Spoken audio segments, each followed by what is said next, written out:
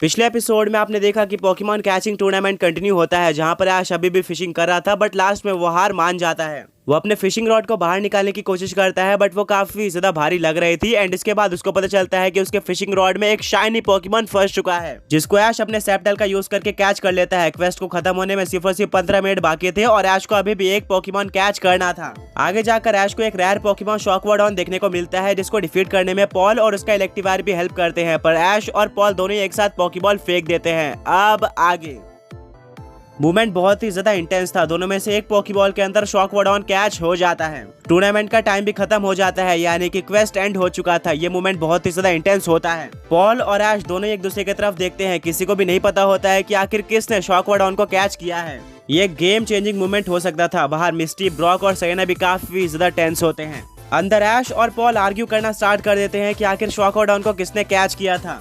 तभी वहाँ पे क्वेस्ट के मेंबर्स आ जाते हैं और बोलते हैं कि तुम लोग फाइट करना बंद कर दो, हम लोग रिकॉर्डिंग देख के डिसाइड कर लेंगे कि आखिर शॉकवॉर्डॉन को किसने कैच किया है। अभी के लिए तुम अपने सारे पोकेबॉल्स हमें दे दो। पॉल और ऐश दोनों ही उस मेंबर की बात मानकर अपने अपने पोकेबॉल्स दे देते हैं, और क्योंकि अब टाइम अप हो चुका था, ऐश और पॉल फॉरेस्ट के बाहर आ जाते हैं। ऐश बोलता है कि पॉल तुम्हें ऐसा नहीं करना चाहिए था, शॉकवॉर्डॉन को मैं ही डिजर्व करता हूँ। पॉल रिप्लाई करता है कि अब क्वेस्ट के बाद ये सब क्लियर हो जाएगा कि आखिर शॉकवॉर्डॉन को किसने कैच किया है। बाहर आकर ऐश, ब्रॉक, मिस्ट्री और सेरेना से मिलता है। ऐश बोलता है कि जैसा मैंने सोचा था टूर्नामेंट बिल्कुल भी वैसा नहीं गया, मैं थोड़ा सा डिसअपॉइंटेड हूँ। आई होप मैं इस टूर्नामेंट को जीत जाऊँ। ब्रॉक बोलता है कि हाँ, हमने सब कुछ बाहर से देखा है, बट फिर भी तुमने रेयर पोकेमॉन से लेकर शाइनी पोकेमॉन तक काफी सारे ऑसम पोकेमॉन कैच किए हैं।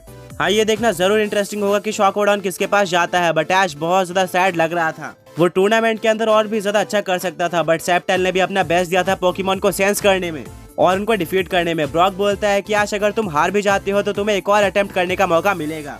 इसमें सैड होने वाली कोई भी बात नहीं है। चेयरमैन और बाकी सारे मेंबर सारे पोकेमॉन्स को चेक कर रहे होते हैं एंड पोकेमॉन ट्रेनर्स के पॉइंट्स कैलकुलेट कर रहे होते हैं। इसी बीच सारे पोकेमॉन ट्रेनर्स अपनी अपनी प्रोग्रेस डिस्कस कर रहे थे। इतने में पॉल ऐश के पास आता है और बोलता है कि ऐश, क्या तुम अभी भी उसी बात को लेकर सैड हो?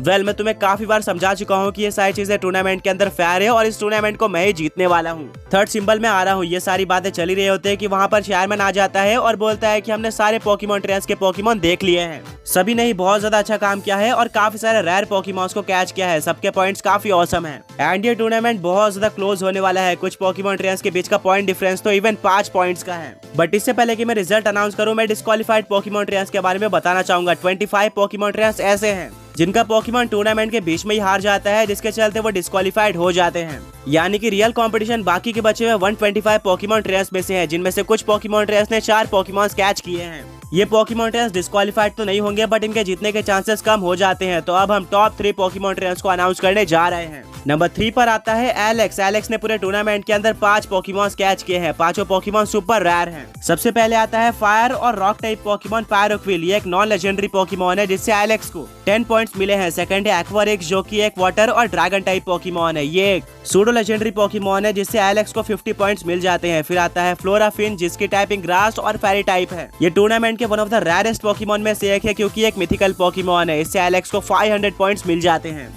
सारे पोकेमॉन ट्रेनर्स ये सुनकर शॉक रह जाते हैं। एलेक्स ने काफी ज्यादा अच्छे पोकेमॉन्स कैच किए थे। फोर्थ पोकेमॉन है थंडरक, जो कि एक इलेक्ट्रिक और फ्लाइंग टाइप पोकेमॉन है। ये भी एक सूडो लेजेंडरी है, जिससे एलेक्स को 50 पॉइंट्स मिलेंगे। और फाइनली लास्ट पोकेमॉन है क्रिस्टोर, जो कि एक स्टील और आइस टाइप पोकेमॉन है। ये एक लेजेंडरी पोकेमॉन है, जिससे एलेक्स को 300 पॉइंट्स मिलते हैं। तो अब हम इन सारे पॉइंट्स को ऐड करें तो एलेक्स के पोकेमॉन्स के टोटल रैरिटी पॉइंट 910 है, जो कि अनबिलीवेबल है। तो एलेक्स के पोकेमॉन्स के टोटल रैरिटी पॉइंट 910 है, जो कि अनबिलीवेबल है। सारे पोकेमॉन ट्रेनर्स एलेक्स को कांग्रेट्स करते हैं। उसने इस टूर्नामेंट के अंदर काफी ज्यादा अच्छा परफॉर्म किया था, बट अनफॉर्चुनेटली क्वेस्ट नहीं जीत पाया था।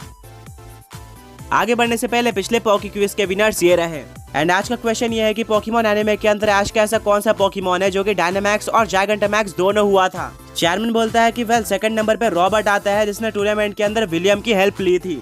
रॉबर्ट ने भी काफी सारे रेयर पोकेमॉन्स कैच किए हैं, जिससे उसके पोकेमॉन्स की टोटल रेयरिटी 975 हो जाती है। सारी पोकेमॉन ट्रेनर्स रॉबर्ट को कांग्रेट्स बोलते हैं, बट रॉबर्ट सैड होता है क्योंकि वो नंबर 1 पे नहीं आ पाया था। अब सारी पोकेमॉन ट्रेनर्स ये जानने के लिए एक्साइटेड होते हैं कि आखिर नंबर 1 पर कौन है। पॉल और ऐश बहुत ही ज्यादा नर्वस होते हैं। चेयरमैन बोलता है कि मैं जानता हूँ कि आप लोग काफी ज्यादा एक्साइटेड हो ये जानने के लिए कि नंबर 1 पे कौन सा पोकेमॉन रेयर है, बट नंबर 1 का केस काफी ज्यादा इंटरेस्टिंग है। करेंटली यहाँ पर 2 पोकेमॉन ट्रेनर्स आते हैं, जो कि है पॉल और ऐश। सारे पोकेमॉन ट्रेनर्स पूरी तरह से शॉक रह जाते हैं। पॉल और ऐश को समझ में नहीं आता कि आखिर वो नंबर 1 पे एक साथ कैसे आ गए। चार्मन बोलता है कि मुझे पता है कि आप लोग शॉक्ड हो, बट मैं आपको बताना चाहूंगा कि पॉल और ऐश ने 4 पोकेमॉन बिल्कुल इक्वल कैच किए थे। पॉल का सबसे पहला पोकेमॉन एक शाइनी नॉन लेजेंडरी था जिससे उसको 260 पॉइंट्स मिल जाते हैं। उसका सेकंड पोकेमॉन एक नॉन लेजेंडरी पोकेमॉन था जिससे उसको 10 पॉइंट्स मिलते हैं। पॉल का थर्ड पोकेमॉन अमेजिंगली एक मिथिकल पोकेमॉन था जिससे उसको 500 पॉइंट्स मिलते हैं। टूर्नामेंट को स्पेक्टेट करते हुए हमें पता चला कि ऐश के पास भी एक टाइम मौका था इस पोकेमॉन को कैच करने का।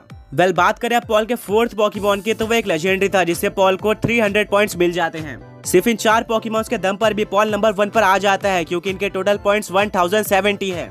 पोकेमॉन ट्रेनर्स पूरी तरह से शॉक रह जाते हैं, बट पॉल के मन में अभी भी क्वेश्चन था कि क्या 5वां पोकेमॉन उसके पास आया है या फिर शॉकवॉर्ड ऐश को दे दिया गया है। चार्मन बोलता है कि वेल दूसरी तरफ ऐश ने भी 4 पोकेमॉन कैच किए हैं, जहां पर उसका सबसे पहला पोकेमॉन एक नॉन लेजेंडरी था जिससे उसको सिर्फ 10 पॉइंट्स मिलते हैं। ऐश के सेकंड और थर्ड पोकेमॉन दोनों ही लेजेंडरी थे जिससे ऐश को 600 पॉइंट्स मिल जाते हैं। वहीं पर ऐश का फोर्थ पोकेमॉन एक नॉन लेजेंडरी शाइनी पोकेमॉन था जिससे ऐश को 260 पॉइंट्स मिलते हैं। अगर हम इन सारे पॉइंट्स को टोटल करें तो यहाँ पर ऐश के टोटल पॉइंट्स 870 होते हैं, जिससे क्लियरली पता चलता है कि पॉल यहाँ पर कहीं ज्यादा आगे है। ऐश बहुत ज्यादा डिसअपॉइंटेड हो जाता है। पॉल बोलता है कि मुझे तो पहले से ही पता था, मैं पोकेमॉन कैचिंग में एक्सपर्ट हूँ, मैं इस टूर्नामेंट को जीत चुका हूँ। चार्मन बोलता है बट वेट करो, यहाँ पर एक और इंटरेस्टिंग केस है। पॉल और ऐश दोनों ने एक साथ एक लास्ट पोकेमॉन के ऊपर पोकेबॉल थ्रो किया था जो कि एक मिथिकल पोकेमॉन शॉकवॉर्ड है। अगर कोई पोकेमॉन ट्रेनर इसको कैच कर लेता है तो उसको 500 पॉइंट्स मिलेंगे। फॉरेस्ट के अंदर ऐश और पॉल डिसाइड नहीं कर पाते हैं कि आखिर शॉकवॉर्ड को एक्चुअली में किसने कैच किया है, पर बाद में हम रिकॉर्डिंग चेकआउट करते हैं और ये जानकर शॉक हो जाते हैं कि आखिर में शॉकवॉर्ड को किसने कैच किया था।